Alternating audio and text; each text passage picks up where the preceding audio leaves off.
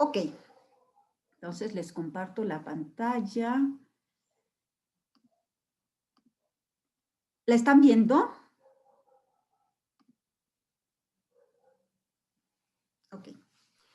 Sí, sí se ve bien. Ok, gracias. Bueno, quería como volver a centrar donde estamos. Estamos viendo los criterios que nos permiten decir si una inspiración viene de Dios o no viene de Dios. Y hemos visto, creo que esto nos va a dar como una visión un poco más general de dónde nos encontramos.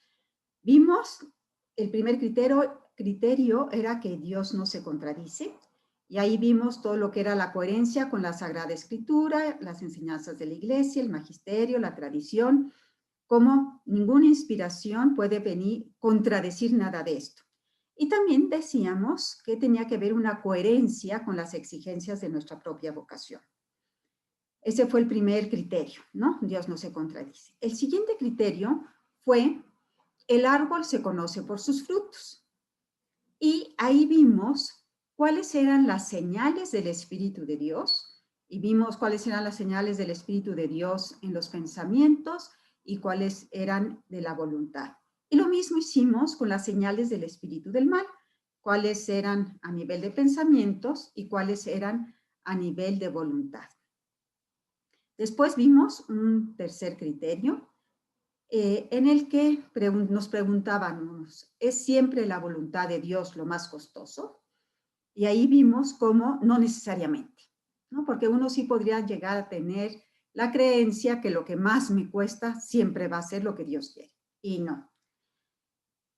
Después vimos que otro criterio que es que hay que tener un diferente comportamiento según la importancia de las inspiraciones, ¿no? Entonces ahí comentábamos cómo San Francisco, creo que de Sales, decía que pues no se pesan igual los lingotes que las monedas. Entonces, cuando es una inspiración que me lleva a tomar una decisión de gran importancia, por ejemplo, si me caso, si no me caso, o sea, hay cosas que realmente son muy importantes, las decisiones que tomo. Y, no sé, por ejemplo, en el trabajo, ¿no? Si me meto, me están ofreciendo un trabajo, pero un trabajo que a lo mejor me puede separar de Dios. Pues entonces a lo mejor sí hay que pensarlo más, ¿verdad? Más bien, no hay que pensarlo, hay que estar claro. Pero en fin, entonces, como según la importancia de las inspiraciones hay que dedicarle el tiempo y no preocuparnos por cosas muy pequeñas. Y más bien, las cosas pequeñas simplemente decidirlas con rapidez, tratando de optar por lo mejor, pero sin entretenernos mucho. Y después vimos cómo hablamos de la tentación de las palabras absolutas. ¿Se acuerdan de ese todo, siempre, nada, nunca? Cómo, cómo algunos pensamientos que tenemos pueden ser en realidad una tentación. Y ahí, pues, el criterio era ver, bueno, un poco también los frutos que me estaban produciendo, ¿no? Pero si esto estaba llevando a romper con las personas que quiero, pues no puede venir de Dios, y cosas por el estilo. Y luego vimos la tentación del negativismo y pesimismo provocadas por la distorsión cognitiva. Ahí veíamos como ejemplo, no sé, el personalizar todo, etc. Y por fin, vamos a ver los dos puntos, estos dos puntos que están quedando de criterios, ¿no? Uno es la tentación de sentirse los justicieros de Dios. Y por último, los medios y el fin deben ser buenos como criterios. Entonces vamos a ir a este de la tentación de sentirse los justicieros de Dios. Y esta tentación, fíjense que, o sea, todas estas tentaciones las estoy poniendo como criterios, porque nos pueden ayudar a ver si lo que estoy pensando, si lo que estoy sintiendo, si cómo estoy actuando, ¿es de Dios o no es de Dios? Por eso lo pongo aquí. Entonces, con los demás, ¿qué pasa? cuando nosotros estamos buscando de verdad adherirnos a Cristo de una forma radical, puede pasarnos que entonces nuestra atención se concentre en un modo de pensar de cuál es el comportamiento correcto de adherirnos a Cristo. Y entonces cada una decide según su forma de ser qué considera que es lo correcto para estar haciendo lo que Dios quiere. ¿Y qué hace el enemigo? Pues el enemigo se aprovecha de esta forma de pensar nuestra, que tiene una preferencia por ciertas cosas, y empieza como que a atraer nuestra atención a esas actitudes, a esos pensamientos, a esos comportamientos, y vernos y compararnos con los otros, o empezar a juzgar a los otros según esos pensamientos. Entonces, por ejemplo, si yo he decidido que para ser un buen católico es necesario, voy a exagerarle, pues ir a misa todos los días, rezar el rosario, hacer ciertas oraciones, tener ciertas horas de oración, y yo veo que otra persona que parece ser que también es como muy católica, no lo hace, puedo empezar a juzgarle y decir, se cree muy buena, pero en realidad, pues no lo es tanto, porque no va a misa diario. El caso es que el enemigo se aprovecha de lo que nosotros consideramos que debemos hacer para agradar a Dios, para empezar a juzgar a los que no viven según ese comportamiento que nosotros consideramos que se requiere para adherirse a Dios. Y en ese sentido, por eso nos convertimos como eso, como en justicieros de Dios. Y empezamos a pensar, pues, que los que no se comportan como nosotros pensamos que deben hacerlo, pues no tienen una vida espiritual. ¿Qué hace el enemigo? Pues consigue que nosotros nos convirtamos en el criterio de juicio de quién vive o no vive la fe. Y esto nos puede pasar con nuestros hijos, con nuestro esposo, con nuestras amigas, y como que nosotros hacemos sentencias ético-morales, pero con fondo religioso, ¿no? De todo lo que vemos. Y en vez de hacer lo que Cristo nos dice de no juzguéis y no seréis juzgados, resulta que nosotros, un segundo,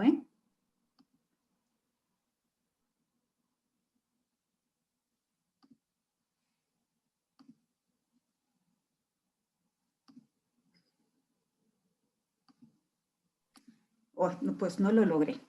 Bueno, quería poner la camarita. El enemigo ha conseguido, bueno, entonces decíamos, ¿no? Nosotros hacemos unos juicios ético-morales de los demás y perdemos de vista lo que Cristo nos dijo. No juzguéis y no seréis juzgados. No condenéis y no seréis condenados. Y sin querer, o sea, queriendo nosotros agradar a Dios, ser como muy fieles en lo que hacemos, lo que estamos haciendo es, pues, traicionar el amor, tener una falsa humildad. ¿Por qué digo falsa humildad? Porque nos convertimos en alguien tan soberbio que considera que uno tiene la razón de todo. Y que el enemigo lo que hace es centrarnos en detalles y nos hacen perder el conjunto. Y la persona empieza a valorar sobre la base de estos fragmentos que considera de alguna manera como el todo, o el todo importante de quien está decidido a seguir a Dios. Y juzga el modo de hablar y de pensar de los otros. Evidentemente, pues se trata de una forma refinada de separarnos del amor de Dios, o sea, de separar la fe del amor.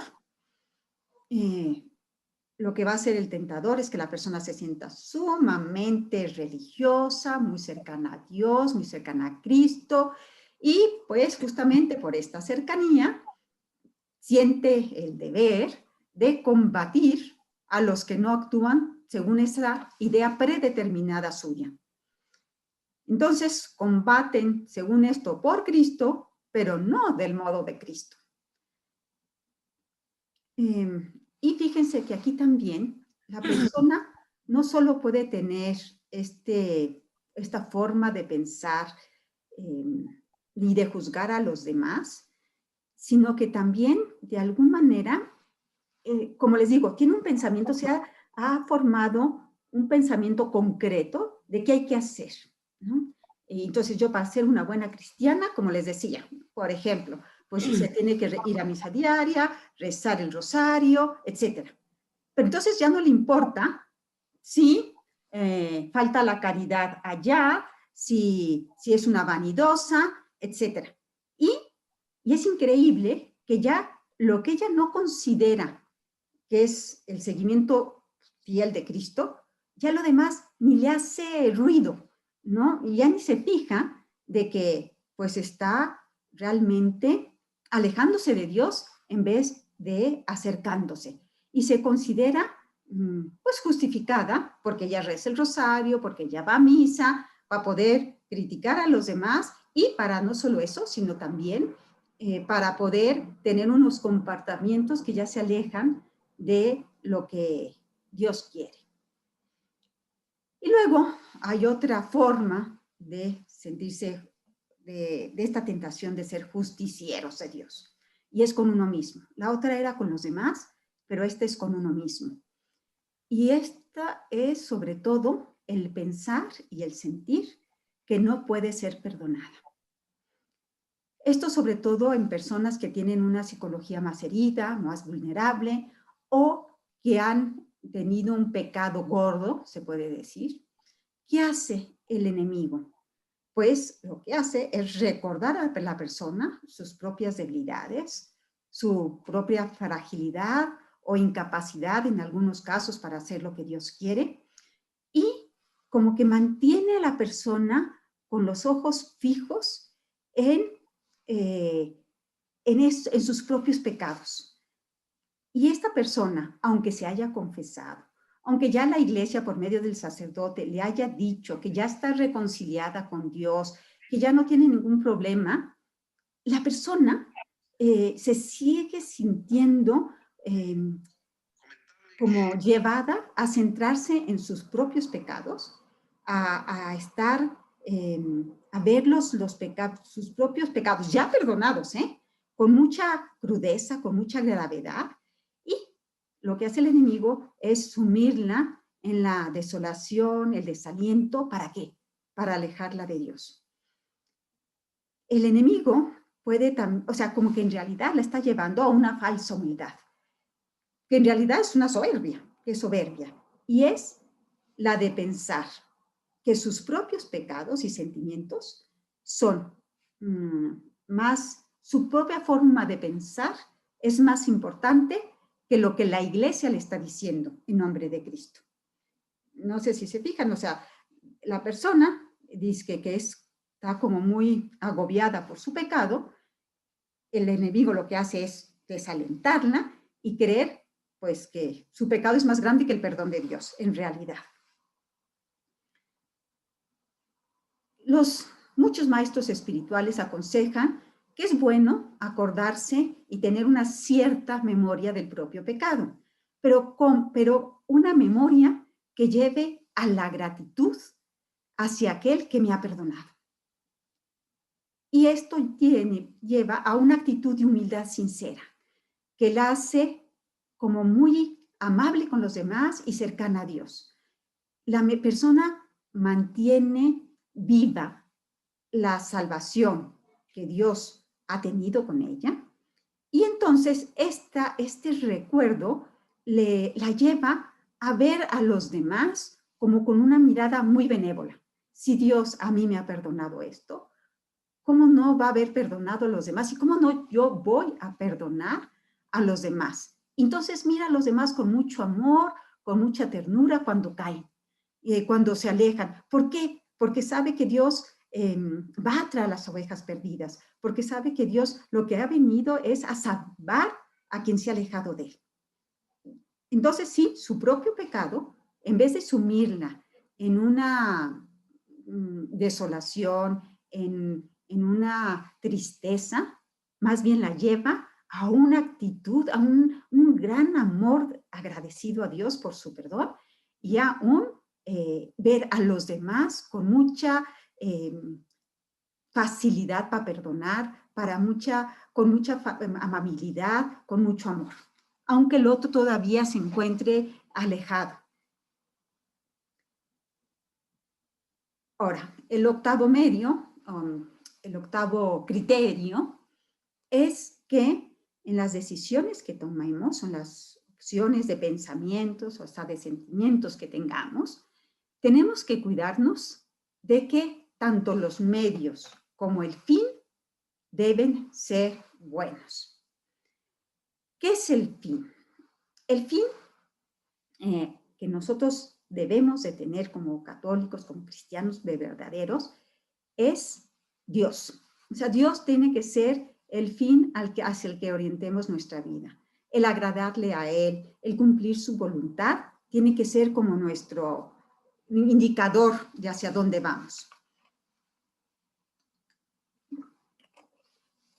Entonces, Dios tiene que ser mi único fin, lo único que me importe.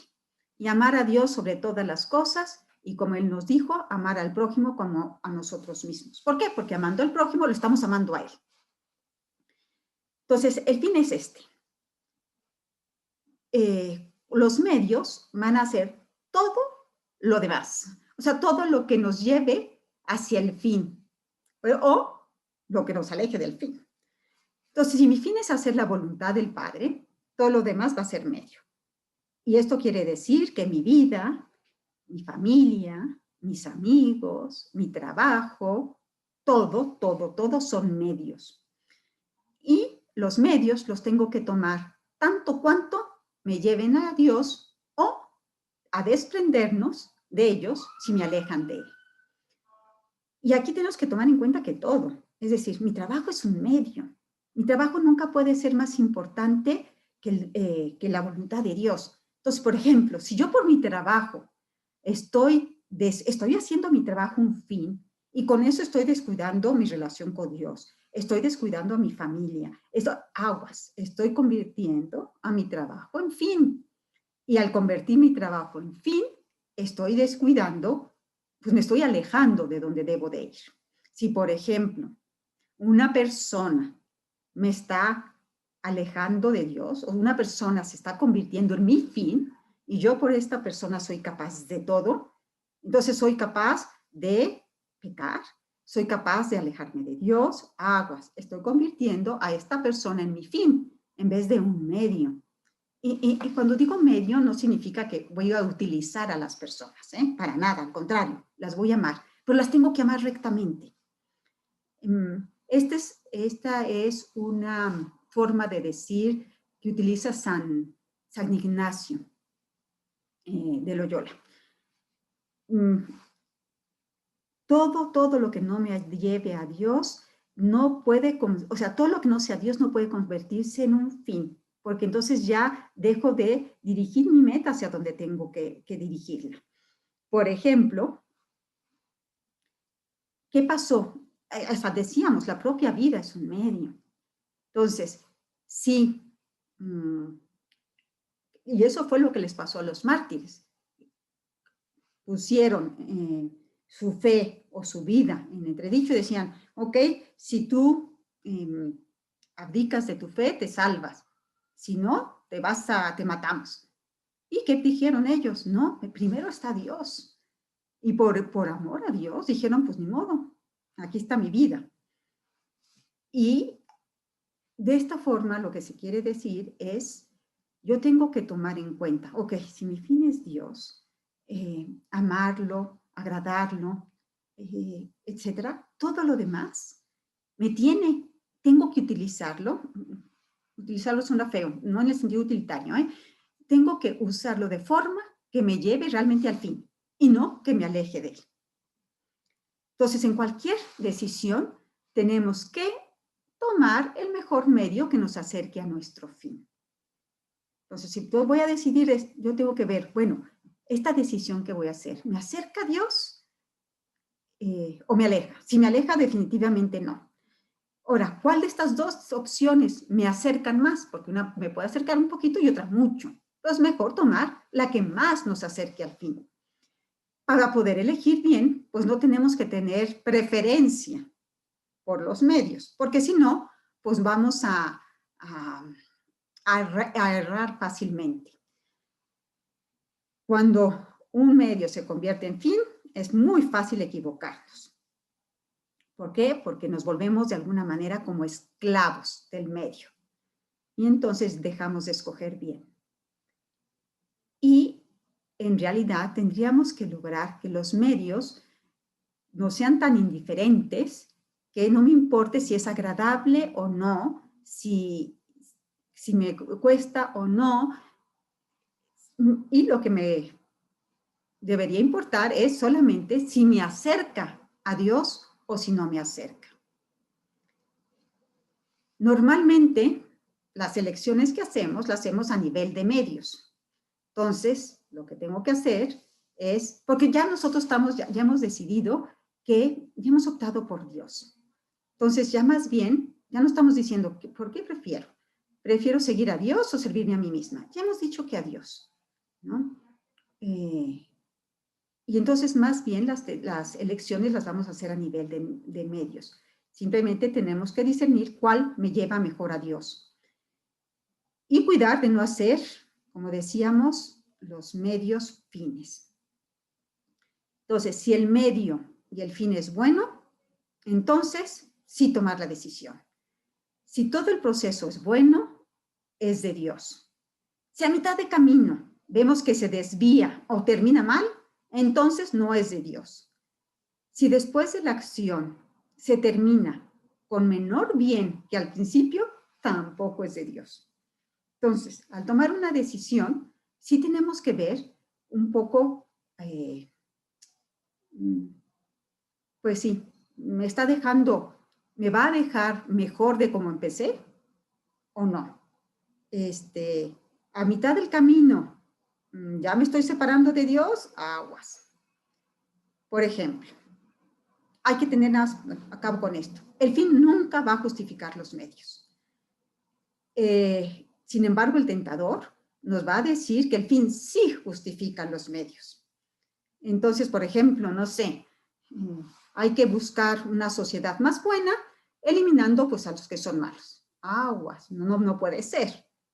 No puedo yo matar, ir contra el mandamiento de Dios, con disque la justificación de tener una sociedad mejor. Y vamos a poner algunos ejemplos para aclarar esto. Vamos a suponer, por ejemplo, una acción buena. O sea, yo sé que pues el amor a la propia familia es parte de lo que Dios me pide, ¿no? Amarás a tu prójimo, amarás a tus padres, etc. Bueno, sabemos que eso Dios lo quiere. Y yo decido que como yo le quiero dar a mi familia más comodidades, por amor a mi familia, fíjense, ahí estamos, pues un fin bueno, mi amor a mi familia. Pero yo no puedo coger un medio mal, pues entonces me voy a meter en negocios medio sucios. No digo que ya en drogas, cosas estas, pero sí medio sucios en que ya trampeo, ¿no? Y entonces aquí ya evado impuestos por acá, engaño por allá. ¿Por qué? Dice que justificándome en que, pues yo lo que quiero es que mis hijos, por amor a mis hijos y por amor a mi familia, lo estoy haciendo. ¿Se dan cuenta? El fin era bueno, pero ya el medio ya no lo fue. Y yo, por ejemplo, pude haber empezado, entonces yo voy a poner el mismo ejemplo, darle un mejor nivel de vida a mi familia. Para eso puse, por ejemplo, un restaurante y con eso yo estoy sosteniendo a mi familia, todo va muy bien, es un medio que que va adecuadamente, y de repente llega alguien que me dice que pues le gustaría que replicáramos mi restaurante, que es tan bueno, pero yo sospecho que esta persona, sus ingresos no vienen de una forma lícita. Pues yo no puedo decir, es esa manera como de que yo empecé muy bien y a la mitad me estoy desviando, ¿no? Entonces no estaría correcto. Aunque yo empecé bien, iba a la mitad del camino muy bien, si de repente, por querer aumentar el negocio, me desvío, pues ya terminé mal. O, como decíamos también, si cuando yo termino de hacer eso, pues soy menos bueno. Vamos a suponer. Resulta que yo decido que voy a ir de misiones. Una cosa muy buena. Y yo me voy de misiones. Fin, bueno. Y yo en las misiones me mato. Excelente. Pero resulta que yo en las misiones, a todos los que no se comportan como yo, ahí es un poco volverse justicieros de Dios, en la tentación de volverse justicieros de Dios, empiezo a juzgar a todos los que no se comportan como yo. Entonces, al otro que llega unos minutos tarde, al que no va a cierta actividad, empiezo a juzgar a absolutamente a todo mundo. Pues resulta que cuando yo regreso de las misiones, ya me cae mal fulanita porque no cooperó y ya le tengo cierto rencor a la otra porque no sé qué hizo en la misión. Pues resulta que yo después de la acción, en realidad terminé peor, porque antes yo quería a los demás, antes tenía deseos de entregarme, y ahora, regresando, pues acabé peor que al principio. Sí se dan cuenta cómo el enemigo busca que hasta en cosas buenas, a la mera hora, pues al terminar seamos menos buenos de lo que al principio lo éramos. Entonces, eso no puede ser de Dios. Bueno, con esto terminamos los criterios y voy a dar pues, no sé, es un paréntesis de algo que también dice San Ignacio y que puede ayudarnos a tomar en cuenta de cómo actúa el enemigo. Él pone, no me gusta esto, pero así lo pone él, entonces, pues ni modo. Dice, se hace como mujer. Les digo que no me gusta nada, pero bueno. En el sentido que crece ante la debilidad y se achica ante el enfrentamiento. Así lo hace, si quieren quítale el título, pero pues lo dejé porque así lo puso San Ignacio. El enemigo se crece ante la debilidad y se achica ante el enfrentamiento. Entonces uno, cuando tenemos una tentación, la cortamos así de tajo al principio, ¡pum!, se va. Pero si empezamos a dudar y a conversar con él, se empieza a engrandecer, se hace grande, se hace fuerte. Si yo, al ser tentado, no me enfrento con inseguridad, es muy probable que me gane. Y basta con que yo le abra una rendija para que se nos meta. Y eso fue lo que les pasó a Adán y Eva. Empezaron a dialogar, que sí, el árbol, que sí, que si comer del fruto era bueno, que si no era bueno. Ya sabían que Dios les había dicho que no tenían que comerlo. Y ellos empezaron con que sí, con que sí no. Se achicaron y el enemigo se hizo fuerte. ¿Qué pasa? ¿Qué pasó, por ejemplo, en Getsemaní? Todo lo contrario. Sí, Jesucristo estaba en un momento de una gran, de miedo, de angustia, pero él no duda. El Padre, si es posible, hágase en mí, si es posible, aparta de mí este cáliz, pero que se haga lo que tú quieres, no lo que quiero yo. Y aunque estaba sufriendo, y aunque estaba con la tentación de servirá de algo mi sacrificio, porque era lo que le metía el demonio, él no, él seguía, si es posible, pero que se haga tu voluntad, que se haga tu voluntad, que se haga tu voluntad. ¿Ven cómo se mantuvo sin dejarle entrar al enemigo? Otra forma como actúa es que se hace como un falso enamorado. ¿Cómo son los falsos enamorados? El falso enamorado busca acercarse a la persona en secreto y no ser descubierto. Entonces, el enemigo busca que las personas mantengan palabras, cosas en secreto. Y por eso es como un falso enamorado, ¿no? Porque el enemigo es así. No quiere que se descubran sus tentaciones. Entonces, pues dice, no lo digas, no vaya a pensar mal de ti, etc. Cuando lo comentamos al confesor o director espiritual, ¡pum!, la tentación se desaparece. ¿Por qué? Porque Dios es transparencia. Si yo tengo que esconder algo, es que algo no está bien. ¿Se acuerdan que Cristo dice en un momento en los evangelios, dice que lo que hayamos dicho en la oscuridad será dicho en pleno día o algo por el estilo? Dios es luz, es transparencia, es verdad. Si el enemigo nos va a tratar de llevar a lo secreto, al engaño, a mantenerlo, las cosas ocultas, a esconderlas. Entonces, nosotros lo que tenemos que hacer es vivir de tal manera que no tengamos nada oculto.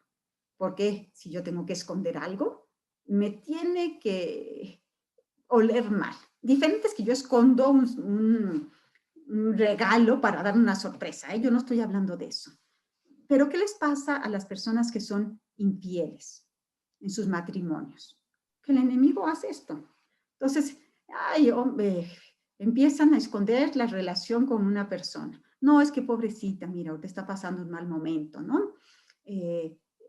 O pobrecito. Entonces, en el trabajo, un hombre se acaba de divorciar de su esposa, yo veo que está sufriendo mucho, me le acerco de buena fe para tratar de ayudarlo, y de repente digo, ay, pues para tratar de ayudarlo, me voy a tomar un café con él. ¿Pero qué hago? A mi esposo le escondo que me estoy yendo a tomar un café con él. Si ya le estoy escondiendo a mi esposo, aguas. ¿Por qué se lo estoy escondiendo? Ay, es que va a pensar que si se lo tengo que esconder es que algo no está totalmente bien. Y ahí, por ahí se nos va metiendo. Y una tercera forma en que actúa es que se hace como ladrón. Es decir, ataca la propiedad por la parte más débil. Entonces, nos mira, ve cuáles son las virtudes que tenemos y cuáles son las virtudes que no tenemos o lo que nos cuesta más, ve cuál es nuestra parte más débil, si es el orgullo, si es la sensualidad y la pereza, si es el egoísmo, y por ahí va a tratar de entrar. Entonces, ¿qué tenemos que hacer nosotros? Reforzar las partes débiles. Pero pues para esto necesitamos conocer cuáles son mis mayores debilidades. Y allí, como un buen general del ejército, ir a reforzar esas partes y buscar realmente que esas debilidades, que la muralla por donde está más baja, pues nosotros empecemos a trabajar en ella y busquemos, pues a como lo hacemos en nuestras casas, ¿no? Vemos que por aquí se nos puede meter, pues ahí pongo la cerca eléctrica, ahí pongo las cámaras, etc. Bueno, esto simplemente último era como un paréntesis, pero que antes de pasar, pues me parecía adecuada porque también en cierta manera nos da criterios, por eso está aquí puesto, porque nos da un cierto criterio de que por dónde tenemos que, o sea, nos da la visión de que tenemos que cuidar las partes débiles, nos da el criterio de que no tenemos que estar dialogando con la tentación, nos da el criterio de que aguas con todo lo que pueda ser oculto. ¿Sale? Bueno, ahora pasamos ya a otra parte. Ya acabamos con todo lo que son criterios. Entonces nosotros hablamos, o sea, decíamos que el Espíritu Santo nos va a dar emociones, inspiraciones, para decirnos por dónde ir. Entonces nos preguntábamos, bueno, ¿y cómo sé yo cuál inspiración viene de Dios y cuál no? Y por eso dimos todos esos criterios. Ahora vamos a dar qué condiciones o qué actitudes nos van a facilitar el tener un buen discernimiento. Los otros eran los criterios, estos simplemente que me facilita, que yo a la hora de discernir lo haga bien. Entonces, el primero es el silencio, la reflexión, la profundidad interior. Si yo siempre ando como las mariposas, como se dice, mariposeando, si nunca me detengo a pensar, es muy probable que no atine. ¿Por qué? Porque es que ni le pensé. Ahí voy, como las mariposas de un lado para el otro. Se requiere, para poder acertar, la capacidad de percibir, de darse cuenta de qué pensamiento estoy teniendo, qué sentimientos están pasando por mi cabeza, por mi corazón. Por ejemplo, dijimos de esta persona que había ido de misiones con muy buena actitud. Esta persona se entrega con radicalidad, con mucho amor a Dios, pero en el camino empieza a ver y a juzgar a los que no lo están haciendo como ella lo está haciendo. Si esta persona tiene silencio, si reflexiona, si tiene esta profundidad interior, se va a dar cuenta a la primera, oye, espérame, al hacer su balance va a decir, hoy me pasé pensando mal de fulanita. ¿Por qué? Porque llegó tarde o porque no tenía preparada la actividad, todo lo que a mí me hubiera gustado. Entonces va a decir, no, espérame, eso no está bien. Se va a dar cuenta, ¿no? De que sus sentimientos ya se están desviando, que su pensamiento también se está desviando y que ya no está siendo muy evangélico. Por eso, como decía un padre, no se crean todo lo que piensan y mucho menos todo lo que sienten. O sea, lo que siento no es palabra de Dios y lo que pienso tampoco lo es. Entonces, aquí yo estaba pensando que la otra no está cumpliendo bien con su obligación y lo que estoy sintiendo es coraje. Entonces, yo me paro, me voy a dar cuenta de que, espérame, mi sentimiento se me está alejando del querer de Dios, ¿no? Porque entonces en vez de hacer un acto que sí, estoy haciendo caridad con las personas misionadas, pero estoy haciendo no caridad con mi equipo de trabajo. Entonces pasan por nuestra mente muchas ideas que van creando convicciones y es importante darse cuenta qué pensamientos, qué sentimientos están pasando por nuestra cabeza para objetivizarlos y volverlos a encaminar según lo que Dios quiere. Entonces, por ejemplo, yo me di cuenta, estoy juzgando a fulanita de tal porque no tuvo la actividad correcta. ¿Qué tengo yo que hacer? Decir, a ver, ¿cómo podemos salvar la situación? Y dejar de juzgar a la fulanita, que yo no sé si se sintió mal, si un hijo se le enfermó, si simplemente estaba agotada y ya no pudo, y dejarle el pensamiento a Dios. Y yo, habiéndole decir que yo crezca y que mi forma de crecer es el ser como Cristo. ¿Qué hizo cuando Pedro lo niega? No se pone a criticar a Pedro, pero Pedro, ya te dije, yo te lo advertí, que me ibas a negar 3 veces. No, ¿qué hace Cristo? Pedro, ¿me amas? Apacienta mis ovejas. Es decir, te confirmo en tu misión. Lo hiciste mal, me negaste, pero yo no dejo de confiar en ti por haberme fallado. Otra cosa también que me va a ayudar muchísimo a tomar las mejores decisiones es el amor a Dios. ¿Por qué? Porque el amor lleva a la pureza de intención, al deseo de hacer la voluntad de Dios por encima de todo. Y esto es lo fundamental. Cuando Dios ve a un alma que busca amarlo de verdad, con todo su corazón, que busca amarlo con pasión, que no quiere ofenderle en nada, ¿ustedes creen que Dios va a permitir que esa persona se equivoque en algo importante, en algo serio? No. Dios le va a mandar, cuando ve buena voluntad, Dios manda las inspiraciones, hace ver, etc. Y Santo Tomás dice que el amor da un tipo de conocimiento que es con naturalidad. Por eso, una persona santa es capaz de tener un mayor discernimiento que una persona que sea muy culta, muy letrada, pero que no ame tanto. El amigo sabe como instintivamente lo que le gusta al amigo. Si yo amo a una persona, intuyo lo que le gusta. Y no solo intuyo, es que me estoy fijando en qué le gusta. ¿Y por qué? Porque busco agradarle. Y cuando no, pues no voy a intuir lo que le gusta. Entonces, cuando yo amo a Dios de verdad con locura, se me va a dar ese como sexto sentido para saber qué le agrada y qué no le agrada. Y por eso vemos eso, personas muy sencillas, que tienen una fe muy grande y que tienen este sexto sentido de qué puede agradar a Dios y qué simplemente las aleja de Dios. Entonces, si yo me esfuerzo por vivir en gracia, por pensar como Dios, por cumplir su voluntad, sabré qué es lo que Él quiere.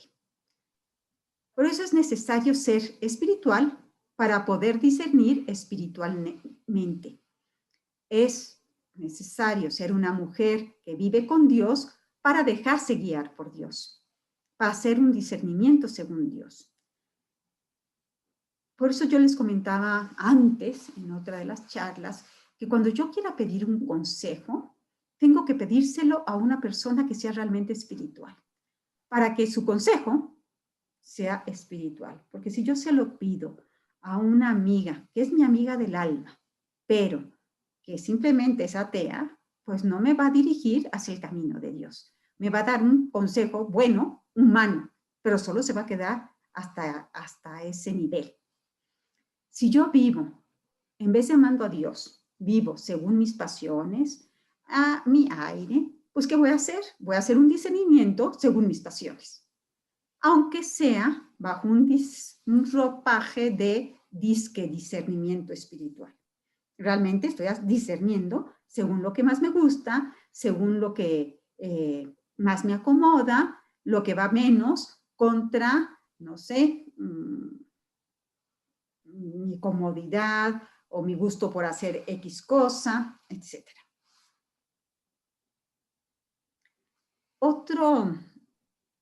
Otra actitud que ayuda muchísimo a saber qué es lo que Dios quiere es la libertad de espíritu. Y aquí, sí, libertad de pecado, pero sobre todo esta libertad de que no tenga yo preferencia por una cosa o por otra. Jesús dice, los limpios de corazón verán a Dios, entonces si yo estoy en gracia, va a ser más fácil que discierna. Pero como decíamos también, no basta solamente no estar en pecado, sino que también tenemos que tener esta libertad en las decisiones. Si yo quiero optar bien, tengo que poder hacerlo libremente para poder escoger lo mejor. Es decir, no escoger de antemano una opción, ni ningún camino, sino si yo ya como que de antemano tengo preferencia por algo, va a ser difícil que yo realmente escoja la mejor opción. Nuestra libertad siempre está de alguna manera como condicionada. Y puede estar condicionada por muchas cosas, por la cultura, por mi educación, etc. Y esto hay que tenerlo en cuenta a la hora de optar. Entonces, por ejemplo, yo soy alemana, ¿ok? Y entonces a mí siempre yo he tenido mi formación en mi cultura, que es sumamente importante la puntualidad. ¿Qué me va a pasar? Que yo voy a coger la puntualidad a veces como cierto criterio. Y que me va a llevar, que a lo mejor me va a empezar a llevar a lo que sea como más, que lleve más a lo, pues sí, a la puntualidad, a cumplir con la rectitud, con exactitud, ese va a ser el mejor camino. Y a lo mejor el mejor camino era, pues lo que tenga más calidad y no lo que tenga más exactitud. Espero haberme explicado. Entonces yo tengo que tener en cuenta mi cultura, mi educación, a la hora de tomar en cuenta al hacer una opción. Por ejemplo, si yo por educación se me ha formado en que todos los pobres son vagos y son pobres porque no trabajan, ¿qué me va a pasar? Que yo cada vez que vea una necesidad voy a decir, no, este es un vago, este no le echa ganas, este no trabaja. Y a lo mejor no es exactamente eso lo que le está pasando a esa persona. Entonces, a la hora que yo tenga que optar si ayudo a una persona o no ayudo, pues tengo que tener en cuenta que yo tengo ese chip y que a lo mejor esa forma de pensar no es necesariamente la más correcta. Entonces, si soy libre, me debería dar lo mismo si una alternativa me trae salud o enfermedad, riqueza o pobreza. ¿Por qué? Ya no escogemos el camino según lo que me gusta o según el aprecio, la alabanza, el reconocimiento de los demás. Porque muchas veces el camino de Jesús puede suponer muchos contras. No siempre, pero algunas veces sí. Y entonces no tenemos que estar atadas a los beneficios, sino que tenemos que estar libres. Cuando yo estoy atado, no voy a ser capaz de elegir lo mejor. Y por lo tanto, mi discernimiento es muy probable que sea falso, que esté equivocado. Yo a la hora de discernir no tengo que tomar en cuenta las pérdidas que la alternativa tenga para mí. Es decir, con pérdidas muy humanas, ¿no? Entonces, si yo prefiero más el honor, la salud, la riqueza, la larga vida, pues no podré elegir lo que realmente me lleve a Dios.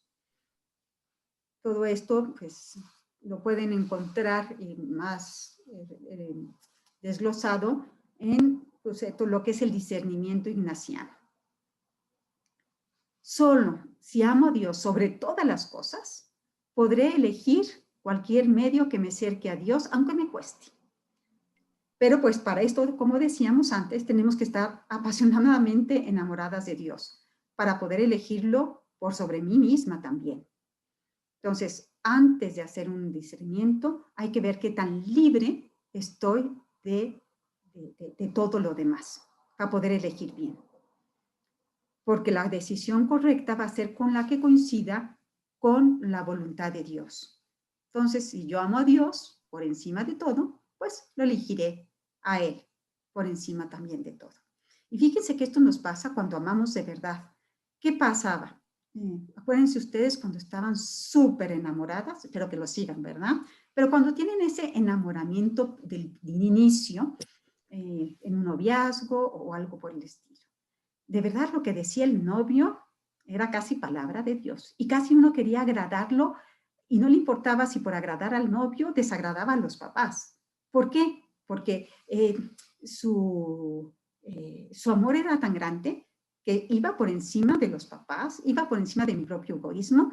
A mí me encantaba levantarme tarde, pero a él le encantaba ir a correr temprano en la madrugada.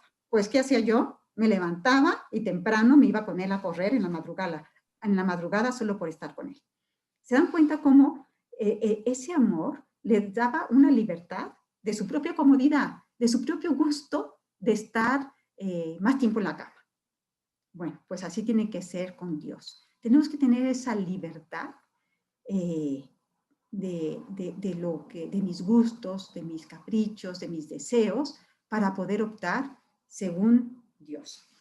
Bueno, hasta aquí lo voy a dejar.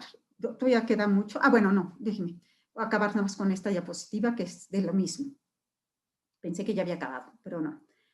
Cuando tengamos que tomar una decisión importante, no en cada momento, ¿verdad? Pero sí para saber cómo podemos ser libres de todos los demás, San Ignacio dice que ayuda a esto. Una, ponernos en oración para poder tratar de discernir qué es lo que Dios quiere.